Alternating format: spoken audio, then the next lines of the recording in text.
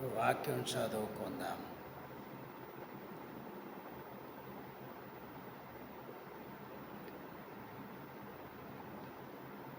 ఆ దినములలో రాజులు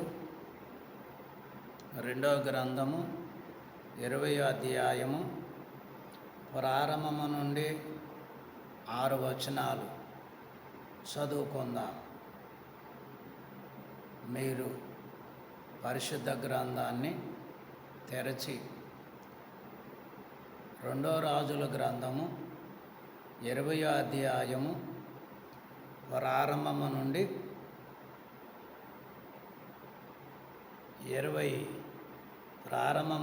6 వచనం వరకు చదువుకుందాం.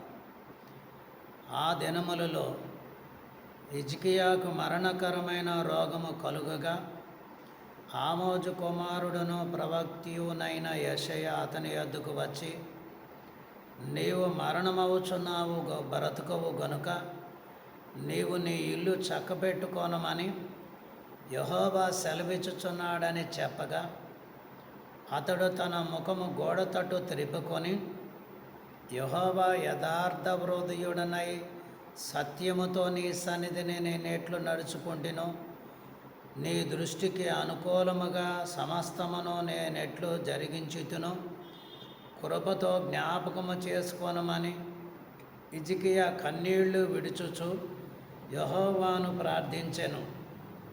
యెషయా నడిమిశాలలో నుండి అవతలకు వెళ్ళుకు మునుపు యెహోవా వాక్కు అతనికి ప్రత్యక్షమై ఇలాగు సెలవిచ్చెను, నీవు తిరిగి నా ప్రజలకు అధిపతి అయిన హిజ్కియా యొద్దకు పోయి అతనితో ఇట్లనము, నీ పితరుడైన దావీదునకు దేవుడగు యెహోవా నీకు సెలవిచ్చినదేమనగా, నీవు కన్నీళ్లు విడుచుట చూచితిని, నీ ప్రార్థన నేను అంగీకరించి ఉన్నాను, నేను నిన్ను బాగు చేసేదను. 3వ దినమున నీవు యెహోవా మందిరమునకు ఎక్కిపోవుదువు. ఇంకా 15 సంవత్సరములు ఆయుష్యము నీకిచ్చేదను. మరియు నా నిమిత్తమును నా సేవకుడైన దావీదు నిమిత్తమును ఈ పట్టణమును నేను కాపాడుచు నిన్నును ఈ పట్టణమును అష్షూరు రాజు చేతిలో పడకుండా నేను విడిపించేదను. ఆమేన్.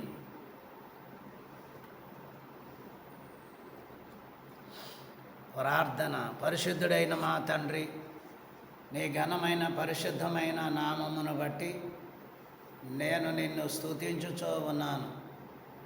దేవా, కొద్ది సమయము ఈ వాక్యము ద్వారా మీరు మాట్లాడి మమ్మలను బిడ్డలను బలపరచుమని, ఈ వాక్యము విను బిడ్డలందరికీ ఆశీర్వాదకరముగా ఉండనట్లు కార్యము జరిగించుమని మమ్మలను బిడ్డలను నీ హస్తమునకు సమర్పించుకుంటూ యేసు నామమున ప్రార్థన చేసి వేడుకొనుచున్నాము పరమ తండ్రి. ఆమేన్. ప్రభువు ఈ వాక్యము వినువారందరినీ దీవించి వర్ధిల్ల చేయును గాక. ఆమేన్.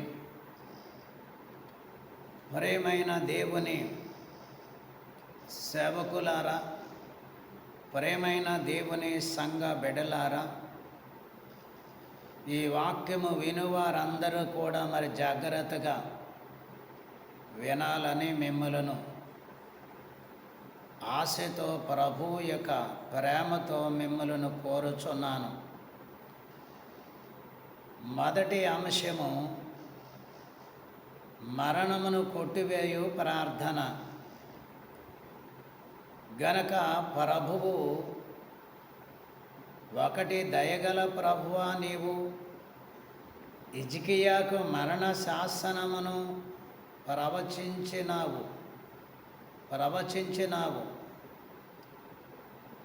ఆయనను ఆయన ప్రార్థించగా కొట్టివేసినావు.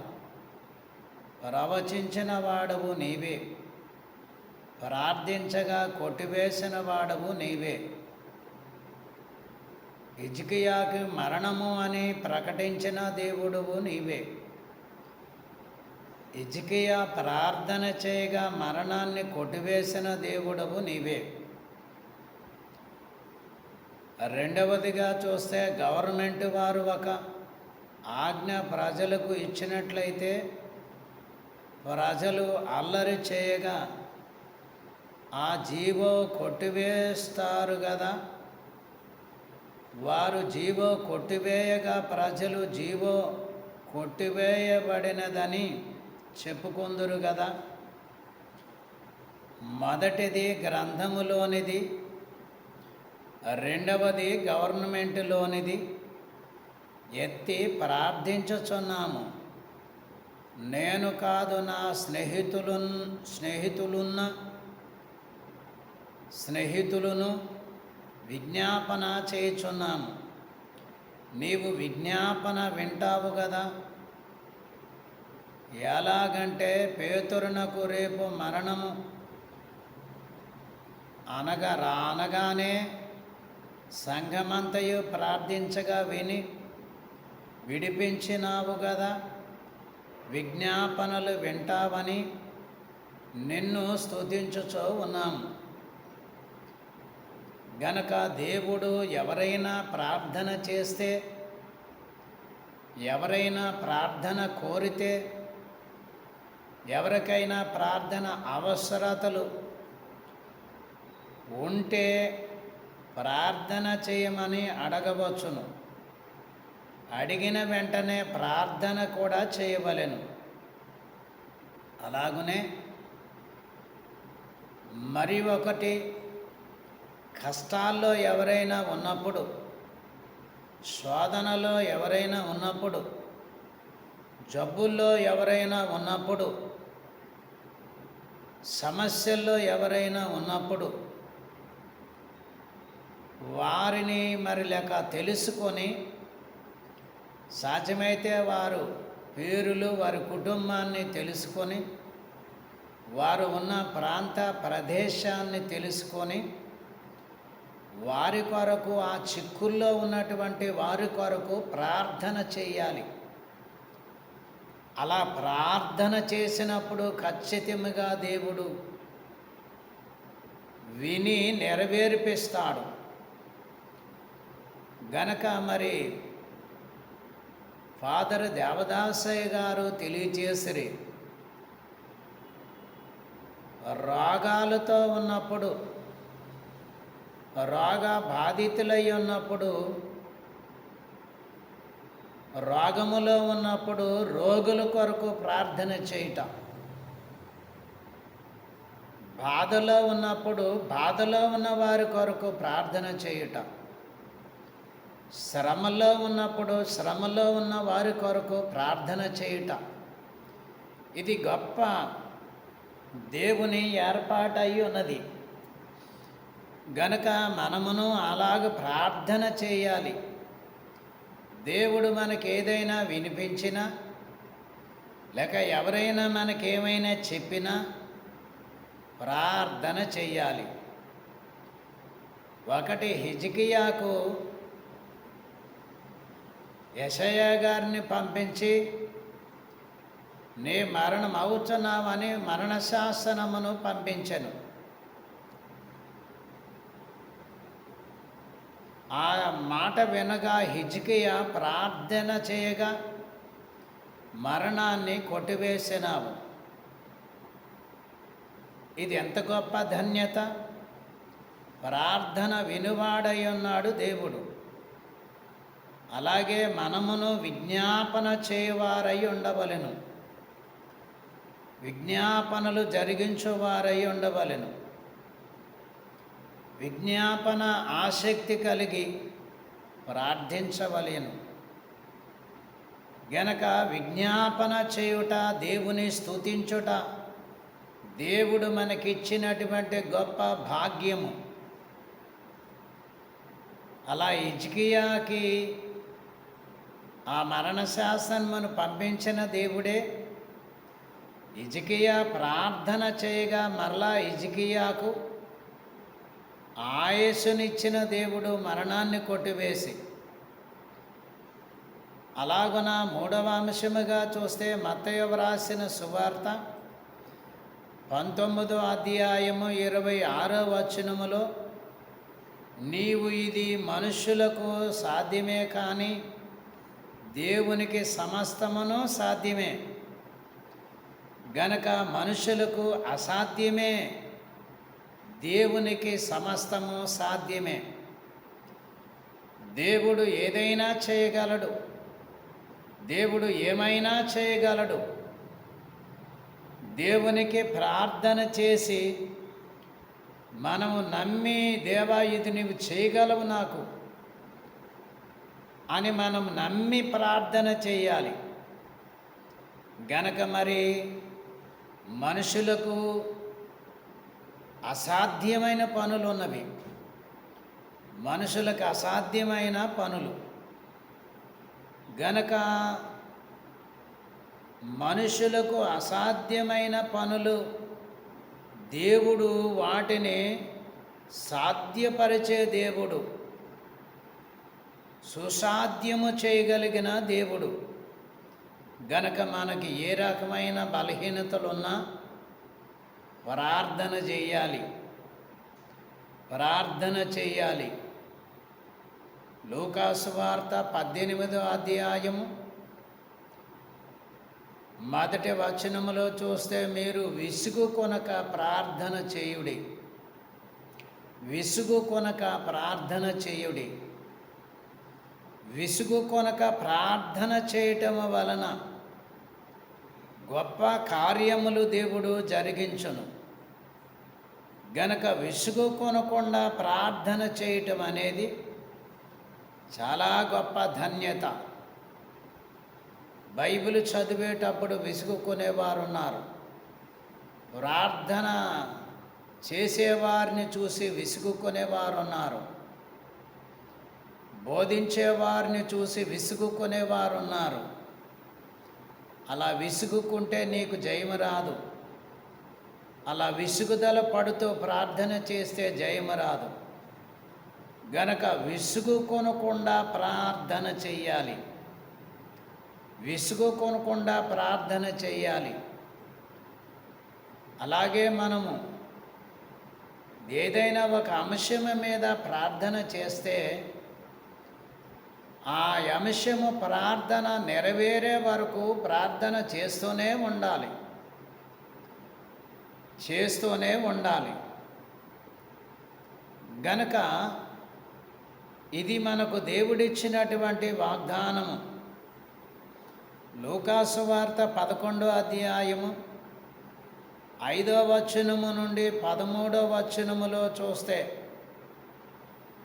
రొట్టెలను దయచేసిన స్నేహితుని కథ నీవు చెప్పినావు. సిగ్గుమాలి మాటి మాటికి అడిగినందున రొట్టెలు దొరికినట్లు నీవే వ్రాయించినావు గాన సిగ్గుమాలి అడుగుచున్నాను, నెరవేర్చుము. గనక స్నేహితుని దగ్గరికి ఆ రొట్టెలు మరి బంధువులు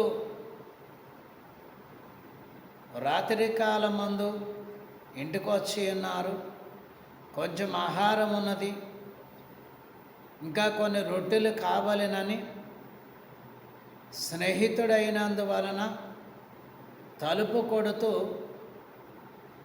కొన్ని రొట్టెలు ఇయ్యమని అడుగుతూ ఉన్నాడు, కొన్ని రొట్టెలు దయచేయమని అడుగుతూ ఉన్నాడు. అలాగున కొంతసేపు అడిగిన తరువాత నేను లేవనేనని చెబుతున్నాడు అతడు, నా పిల్లలు పండుకున్నారని చెబుతున్నాడు అతడు, నేను ఇప్పుడు ఇయ్యలేనని చెబుతున్నాడు అతడు. అయినా ఇతడు అలాగ చాలాసేపు అడిగినందువలన అతడు లేచి వచ్చి అడిగిన అతనికి రొట్టెలు ఇచ్చెను. అలాగున దేవుడు ఇచ్చే వరకు మనం అడుగుతూనే ఉండాలి, ఇచ్చే వరకు మనం అడుగుతూనే ఉండాలి. గనక ఇచ్చే వరకు మనము దేవునికి ప్రార్థన చేస్తూనే ఉండాలి. ఇది మనము మరీ అడగటము. గనక విసుగుదల లేకుండా అడగడం, విసుగు కొనకుండా అడగడం. అలాగ అడుగుట వలన దేవుడు మనకు దేవుని సన్నిధిలో మనం ఏమడిగామో అవి గనక ఖచ్చితంగా మనకి దేవుడు ఇస్తాడు. అలాగా ఆ వ్యక్తి సిగ్గుమాలి మాటిమాటికి అడిగినందున కొన్ని రొట్టెలు తీసుకుని వచ్చి ఇచ్చినట్లుగా మనము దేవుని పాదాలు పట్టుకొని అడగడం వలన దేవుడు మనకి సహాయము చేయవాడై ఉన్నాడు. దేవుడు మనకి ఇచ్చే వరకు అడుగుతూనే ఉండాలి. అది ఏమైనా సరే, అది ఎలాంటి విషయమైనా సరే, దేవుడు మనకి ఇచ్చే వరకు అడుగుతూనే ఉండాలి, ప్రార్థన చేస్తూనే ఉండాలి. ప్రేమైన శ్రోతలారా, ప్రేమైన దేవుని బిడ్డలారా, వాక్యము వినుచున్న వారులారా, దేవుని సన్నిధికి వెళ్ళి దేవుడు నీవు అడిగినది ఇస్తాడని నమ్మి ప్రార్థన చేయగలిగినటువంటి ఆశ నీలో కలిగించాలని, నీవు ప్రతి అంశాన్ని దేవునికి ప్రార్థన రూపముగా చెప్పినప్పుడు ఆయన నీ ప్రార్థన నెరవేర్పించువాడై ఉన్నాడని మనము ఖచ్చితముగా నమ్మి ప్రార్థన చేయవలసిన వారమై ఉన్నాం. గనుకనే ఆయన మత్తయి రాసిన సువార్తలో 7వ అధ్యాయం 7వ వచనములో అడుగుడి మీకు ఇయ్యబడును, వెతకుడి మీకు దొరుకును అని దేవుడు వాగ్దానం ఇచ్చినట్లుగా నీవు అడగాలి. అడిగితే దేవుడు నీకిస్తాడు. వెతకాలి, వెతికితే దేవుడు నీకిస్తాడు. నీవు అడిగే పొజిషన్లో ఉన్నావా? వెతికే పొజిషన్లో ఉన్నావా? నీకు నీవుగా ప్రశ్న వేసుకొని ప్రార్థన చేసుకొనవలెను. 4వదిగా హిజ్కియాకు మరణకరమైన శాసనము యెషయా గారి ద్వారా వార్తను దేవుడు పంపించాడు. ఆ వార్తను విన్న హిజ్కియా గారు కన్నీళ్లతో ప్రార్థన చేశారు, కన్నీటితో ప్రార్థన చేశారు. గనక దుఃఖముతో ప్రార్థన చేశారు. ఆ మాట వినగానే గోడవైపుకి తన ముఖాన్ని త్రిప్పుకొని, దేవా, నేను చేసిన పనులు, నేను చేసిన కార్యములు, నేను చేసినటువంటి గొప్ప కార్యములు అని వాటిని తలంచుకొని దేవునికి ప్రార్థన చేయగా హిజ్కియాకు 15 సంవత్సరములు ఆయుసు ఇచ్చినట్లు నేను 15 సంవత్సరములు అడుగుటలేదు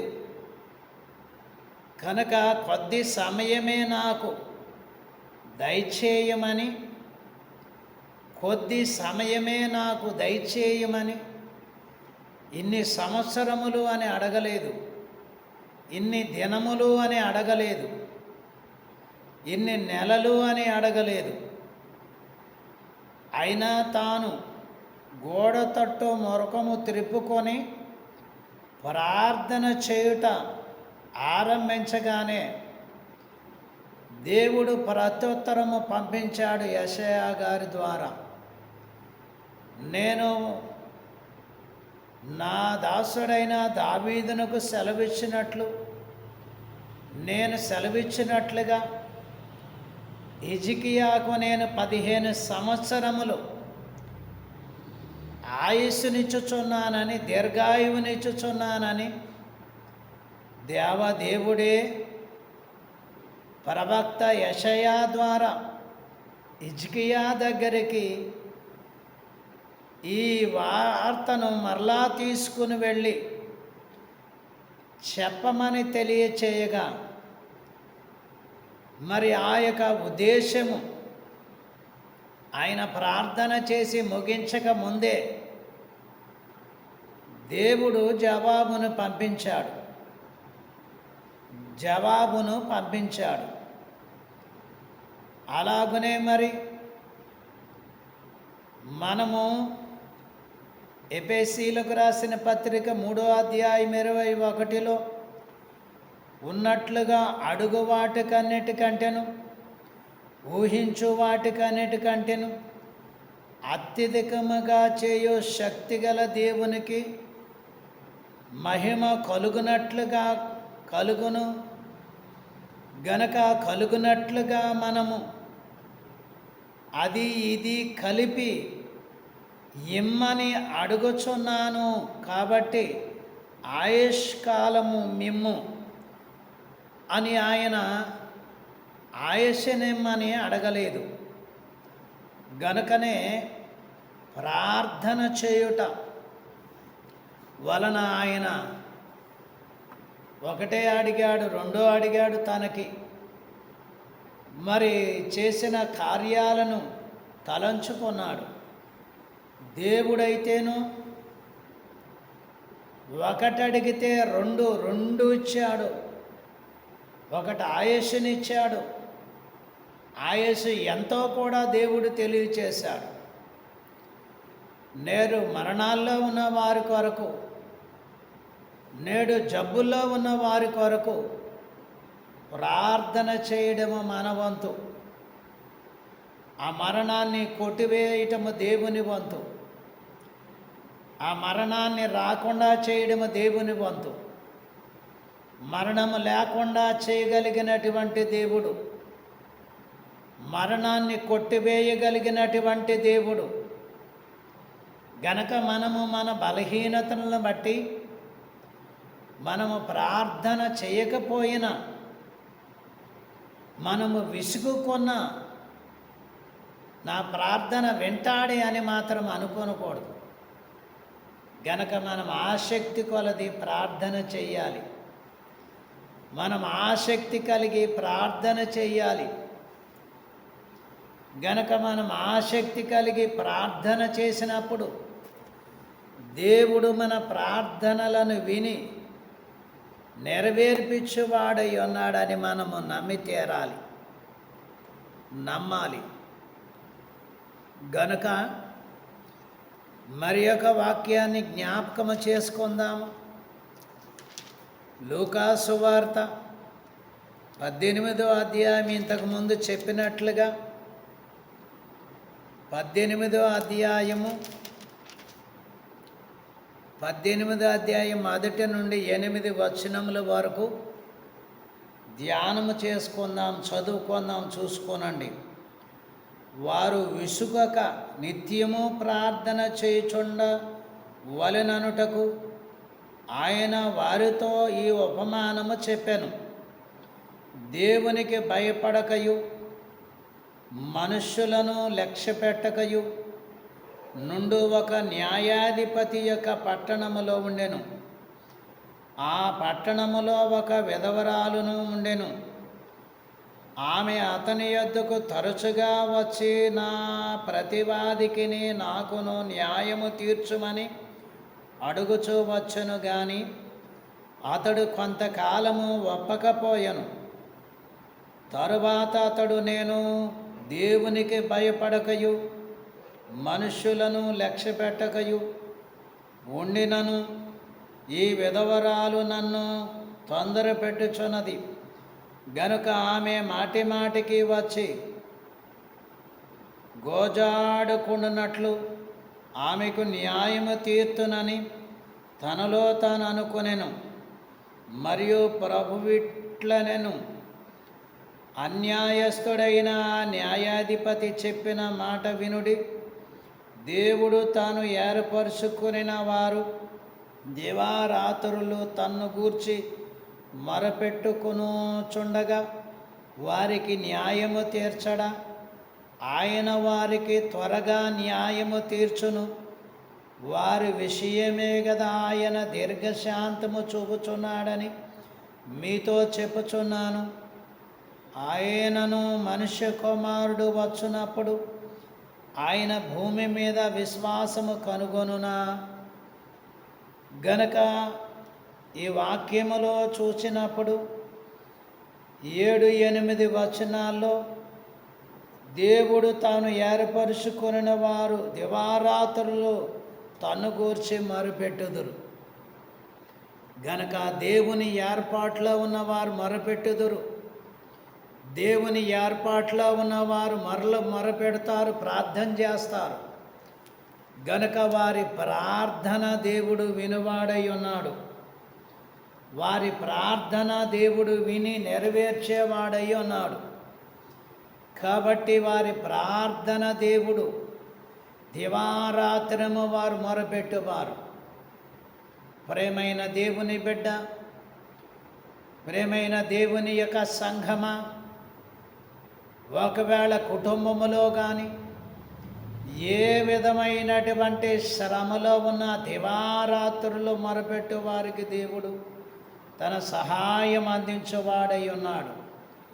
శరీర బలహీనతలను బట్టి విసుగుకొనకూడదు.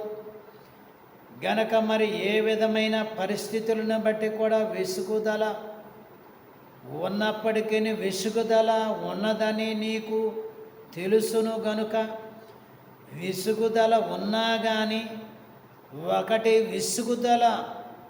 విసుగుదలను విడిచి ప్రార్థన చెయ్యాలి. 2 మరణమును కొట్టివేయుము అని కూడా ప్రార్థించుచున్నాను అని ప్రార్థన చెయ్యాలి. మరణాన్ని కొట్టివేసే ప్రార్థన. గనక విసుగుదల రాకుండా ఉండి ప్రార్థన చేసే ప్రార్థన, అలాగే మరణాన్ని కొట్టివేయ ప్రభువా అని ప్రార్థన చేయుట, ఇది మహా గొప్ప దేవుని వాగ్దానమై ఉన్నది. గనక విసుగుదల లేకుండా ప్రార్థన చేయుట మనకు గనక దేవుడిచ్చినటువంటి భాగ్యముగా ఎంచుకొని దేవుని వాగ్దానమును బట్టి మనం ప్రార్థన చేయవారై ఉండాలి. విసుగు కొనకుండా దేవునికి మొరపెట్టినప్పుడు దేవుడు సహాయము చేయవాడై ఉన్నాడు. దేవుడు సహాయం అందించువాడై ఉన్నాడు. ప్రియమైన దేవుని బిడ్డ, దేవుని వాగ్దానమును బట్టి నీవు ప్రార్థన చేయగలుగుచున్నావా? మరణాన్ని కొట్టివేసే ప్రార్థన. నీ బంధువులలో, నీ స్నేహితులలో ఎవరికైనా ఏ బలహీనత ఉన్నా నువ్వు జ్ఞాపకం చేసుకొని ప్రార్థన చేయవలసిన వారై ఉన్నారు. మరి ఇది 5వ అంశము. మరి భాగము 6వ భాగము చూస్తే ముసలమ్మతో ముసలితనములో చిగిరిస్తావని దావీదు చెప్పాను. కీర్తనల గ్రంథము 92వ అధ్యాయము 14-15 వచనాలు. 14-15 వచనాలు. నాకు ఆశ్రయ దుర్గమైన యెహోవా యథార్థవంతుడనియు ఆయన యందు ఏ చెడుతనమును లేదనియు ప్రసిద్ధి చేయుటకై వారు ముసలితనమందు ఇంకా చిగురు పెట్టుచుందురు, సారము కలిగి పచ్చగా నుందురు. గనక వారు సారము కలిగి నిస్సారమైనటువంటి వారు కాక, ఎందుచేతంటే వారికి దేవుడు ఆశ్రయుడు, వారికి దేవుడు దుర్గమైన దేవుడు, వారి దేవుడు యెహోవా యథార్థవంతుడనియు ఆయన యందు ఏ చెడుతనము లేదనియు ఆయన యందు ఏ స్వార్థము లేదనియు వారు నమ్మి దేవుని వైపుకి తిరిగి ప్రార్థన చేసినప్పుడు వారు ముసిలితనమందు ఇంకా చిగురు పెట్టుదురు, సారము కలిగి పచ్చగా నుందురు. నీవు దేవుని శక్తి కలిగి, దేవుని యొక్క వాగ్దానము కలిగి, నీవు శక్తి కలిగి ఉందువు. ముసిలితనమందు నీకు బలము దొరుకును. గనక దేవుని శక్తి నీకు దొరుకును. దేవుడు మహాకృప కలిగినటువంటి వాడు. దేవుడు మహాశక్తి కలిగినటువంటి వాడు గనక ఆయన సమస్తమును నెరవేర్చగలిగినటువంటి దేవుడు. ఆయన గొప్ప కార్యములు ఎన్నెన్నో విధములుగా ఉన్నవి గనక ఆయన గొప్ప శక్తిని బట్టి ఈ కార్యములన్నీ దేవుడు జరిగించువాడు, శక్తినిచ్చేవాడు, బలాన్నిచ్చేవాడు, ఆత్మనిచ్చేవాడు, రక్షించేవాడు, స్వస్థపరిచేవాడు, మరణాన్ని కొట్టివేసేవాడు గనక ఆయనకి బలంగా ప్రార్థన చేయాలి. మరి ఒక వాక్య భాగము 7వదిగా చూస్తే కీర్తనల గ్రంథము 103 అధ్యాయము 5వ వచనములో, పక్షిరాజు యవ్వనము వలె నీ యవ్వనము క్రొత్తదగుచుండునట్లు మేలుతో నీ హృదయమును తృప్తిపరుచుచున్నాడు. దేవుడు గనక మరి తన సన్నిధిలో ఉన్నటువంటి వారిని, దేవుని వాగ్దానములు బట్టి అడిగేవారిని, ప్రార్థన చేసేవారికి వారికి మంచి బలాన్ని ఇస్తాడు, నూతన శక్తిని ఇస్తాడు, నూతన బలాన్ని ఇస్తాడు, నూతనమైనటువంటి ఆరోగ్యాన్ని ఇస్తాడు గనక నూతనమైనటువంటి మరి యవ్వనమును కొరతదగుచుండునట్లు గనక యవ్వనము కొత్తదగుచుండునట్లుగా నీ యొక్క బలము కొత్తది, నీ బలము శక్తిది గనక నీ బలము మరింత గొప్పదై ఉండును. ఈ గొప్ప దేవుని దీవెనలు ప్రార్థన ద్వారా దేవుడు అనుగ్రహించువాడై ఉన్నాడు గనక ప్రార్థన చెయ్యాలి. ప్రార్థన చేయడములో ఏ విధమైన లోపము లేనటువంటి, నీవు వృద్ధాప్యములో ఉన్న ప్రార్థన మానకూడదు, నీకు జ్వరం వచ్చినా ప్రార్థన మానకూడదు, నీకు శరీరములో శక్తి లేకపోయినా ప్రార్థన మానకూడదు, నీకు అనారోగ్యం ఉన్నా కానీ ప్రార్థన మానకూడదు. అప్పుడే నీ బలము చిగురింప చేస్తాడు, అప్పుడే నీ యొక్క బలము క్రొత్తదిగా మరి దేవుడు నిన్ను బలపరచువాడై ఉన్నాడు. ప్రేమైన దేవుని బిడ్డలారా, దేవుని వాక్యమును అనుసరించు వారులారా, దేవుని యందు శక్తి కలిగి ఉండటానికి ప్రార్థన చాలా మరి అమూల్యమైనది గనక ప్రార్థనా శక్తి చాలా గొప్పది. ప్రార్థన చేయండి, దేవుని ఆశీస్సులు పొందుకోనండి. 8వదిగా చూస్తే యోహాను రాసిన సువార్త 14వ అధ్యాయం 14వ వచనములో ఎలాగూ రాయబడి ఉన్నది. యోహాను సువార్త 14వ అధ్యాయము 14వ వచనములో, నా నామమున మీరు నన్నేమి అడిగినను నేను చేతును. దేవుని గొప్ప వాగ్దానము ఆయన పరిశుద్ధ నామమును బట్టి, ఆయన పరిశుద్ధ వాగ్దానములను బట్టి, ఆయన పరిశుద్ధ నీతి నియమాలను బట్టి మనము ప్రార్థన చేసినప్పుడు గనక ఆయన నామమున మీరు ఆయనను ఏమడిగినను చేస్తాడు దేవుడు. ఎంత పెద్ద గండమున్నను తప్పిస్తాడు దేవుడు, ఎంత పెద్ద చిక్కులో ఉన్నను విడిపిస్తాడు దేవుడు. ఎంత గొప్ప మరి స్థితి చీకట్లో ఉన్నను దేవుడు నిన్ను విడిపిస్తాడు గనక అంత గొప్ప దేవుని వాగ్దానము గనక దేవునిని నామమునందు ఆయనను అడిగి బలము పొంది శక్తి పొంది గనక ఆయన నామములో ఉన్నటువంటి బలమైన వాగ్దానములను బట్టి మనము గ్రహించుకొనవలసిన వారమై ఉన్నాం.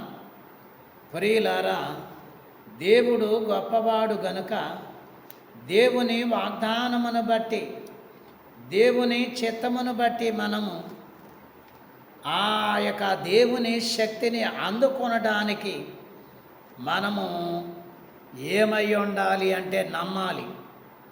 దేవుడు నామమున ప్రార్థన చేసి మనము నమ్మాలి గనక నమ్మితేనే దేవుని యొక్క మహిమను చూస్తాం. యోహాను రాసిన సువార్త 11వ అధ్యాయములో 40వ వచనములో ప్రభు తెలియచేసిరి, నమ్మితే దేవుని మహిమను చూస్తామని. ఆమె నమ్మింది, ఆమె నమ్మి విశ్వసించింది గనుక ప్రభు వస్తారు, నా సోదరుడైన లాజరుని మరణములో నుండి సమాధిలో నుండి లేపుతాడు ప్రభు అని నమ్మి మరి విశ్వాసం ఉంచడం వలన గనుక నమ్మితే ప్రభువు మేలులు ఉపకారములు చూస్తావని మరి యేసుక్రీస్తు ప్రభు వారు చెప్పినట్లుగా 11వ అధ్యాయం యోహాను సువార్త 40వ వచనములో ఆమె దేవుని యొక్క మహిమను చూశారు, దేవుని మహిమను చూశారు. మనమి నమ్మి ప్రార్థన చేస్తే దేవుని మహిమను చూస్తాం. మార్కు సువార్త 11వ అధ్యాయం 24వ వచనములో, మార్కు సువార్త 11వ అధ్యాయం 24వ వచనములో ఎలాగ రాయబడింది, అందుచేత ప్రార్థన చేయనప్పుడు మీరు అడుగుచున్న వాటినెలను పొందియున్నామని నమ్ముడి, అప్పుడు అవి మీకు కలుగునని మీతో చెప్పుచున్నాను. స్వయముగా ప్రభువే ఈ మాటలు తెలియచేసిరి. ప్రార్థన చేశావు, నీవు చేసిన అంశ ప్రార్థన గనక మరి ప్రార్థన చేసి నీవు అడిగావు గనక అడిగినటువంటి ప్రార్థన నెరవేరకపోయినా నెరవేరినవని నమ్మడం గనక నెరవేరకపోయినా నెరవేరినవని నమ్మి దేవుని స్తుతించడం గనక ఇది గొప్ప భాగ్యము.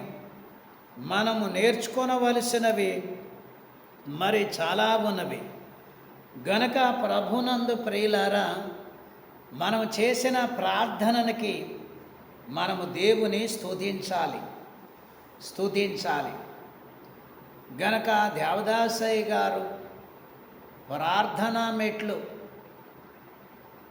బైబిల్ గ్రంథములో నుండి తీసి మరి పుస్తకాల్లో పొందుపరిచిరి గనక మొదటి మెట్టు మనోనిదానము, రెండో మెట్టు పాపక్షమాపణ, మూడో మెట్టు పాపములు చేయకుండా ఉండడానికి తీర్మానము, నాలుగో మెట్టు సమర్పించుకోవాలి నీవు దేవునికి, ఐదవది అంశ ప్రార్థన గనక అంశ ప్రార్థన. ఇంతవరకు అంశ ప్రార్థనలన్నీ కూడా మరి చేశావు. అనారోగ్యం ఉంది, స్వస్థపరచమని ప్రార్థన చేశారు. మరి చిక్కులున్నాయి, పరిహారం చేయమని ప్రార్థన చేశారు. రుణాలున్నాయి, తీర్చమని ప్రార్థన చేశారు. జబ్బులున్నాయి, బాగు చేయమని ప్రార్థన చేశారు. ఇలాగిన శత్రువు శోధన విడుదల దయచేయమని ప్రార్థన చేశారు. ఇలాగ ఎన్నో అంశముల గురించి ప్రార్థన చేసి మరి మరణాన్ని కొట్టివేసి అన్నావు గనక మొదట ఏమొచ్చింది, ఆజ్ఞాతిక్రమించడమే పాపము ద్వారా శాపం వచ్చింది, శాపము ద్వారా వ్యాధి వచ్చింది, వ్యాధి ద్వారా మరణం వచ్చింది గనక ఈ మరణాన్ని దేవా మరి మరణాన్ని కొట్టివేయగలిగిన దేవుడు నీవే. ఈ మరణాన్ని తొలగించి వేసినావు, మరణాన్ని కొట్టివేసి ఉన్నావు, మరణములో నుండి లేవనెత్తి ఉన్నావు, మరణ పడకలో నుండి నన్ను లేపి ఉన్నావు అని దేవుని స్తుతించుట.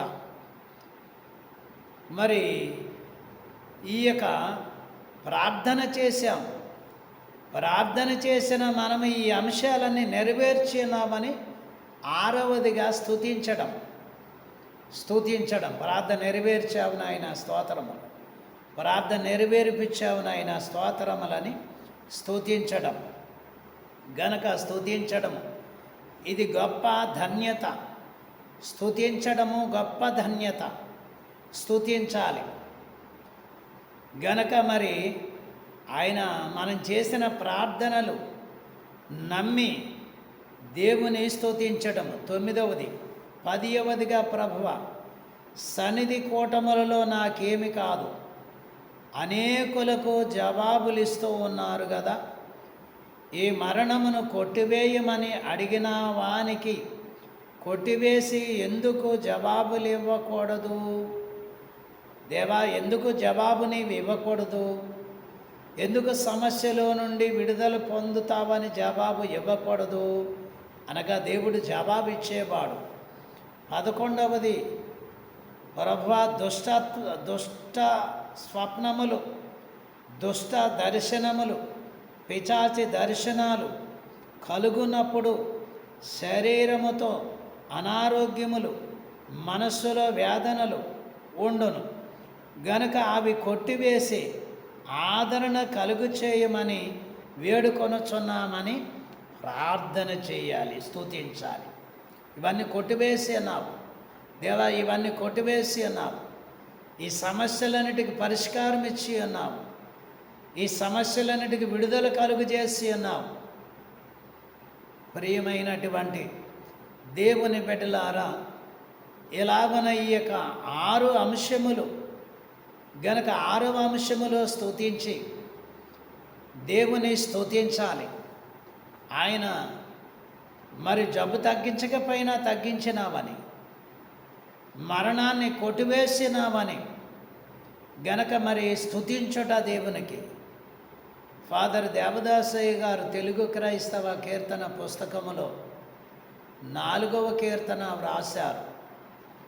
4వ కీర్తనలో 2వ చరణము, చావుగోతి నుండి నిన్ను లేవనెత్తి దయను కృపను, చావుగోతి నుండి నిన్ను లేవనెత్తి దయను కృపను, జీవకిరీటముగవేయోను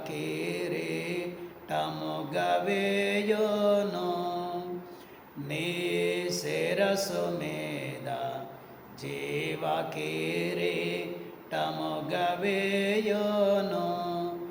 ఆ కారణముచే దేవ సంస్తుతి చేయవే మనసా, శ్రీమంతుడగు యెహోవ సంస్తుతి చేయవే మనసా.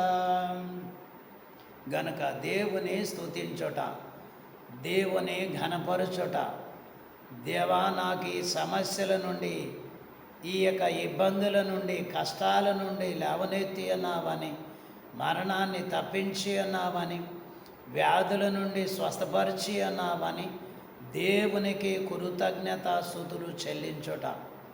ప్రేమైన నా సోదర సోదరులారా, సోదరులారా, అన్నలారా, మరి పెద్దలైన తల్లులారా, తండ్రులారా, నా దేశ ప్రజలారా, నా యొక్క బంధువులు, స్నేహితులారా, దేవుని వాగ్దానమును గనుక మీరు విని ఈ యొక్క మాటలు మీరు గ్రహించినట్లయితే, మీరు పూర్తిగా ఈ యొక్క మరి గనక మరి వాక్యము విన్నట్లయితే మీ జీవితాల్లో గొప్ప అద్భుతాలు, మీ బ్రతుకుల్లో దేవుడు గొప్ప అద్భుతాలు, మీ యొక్క మరి మార్గాల్లో దేవుడు గొప్ప మరి కాపుదలుగా ఉండి నడిపిస్తాడు గనక దేవుడు నిన్ను దీవిస్తాడు అని ఎవరైనా సరే గనక మరి ఏ పరిస్థితిలో ఉన్నా సరే, ఏ ఇబ్బందులో ఉన్నా సరే, నీకు ఏం కావలసినా సరే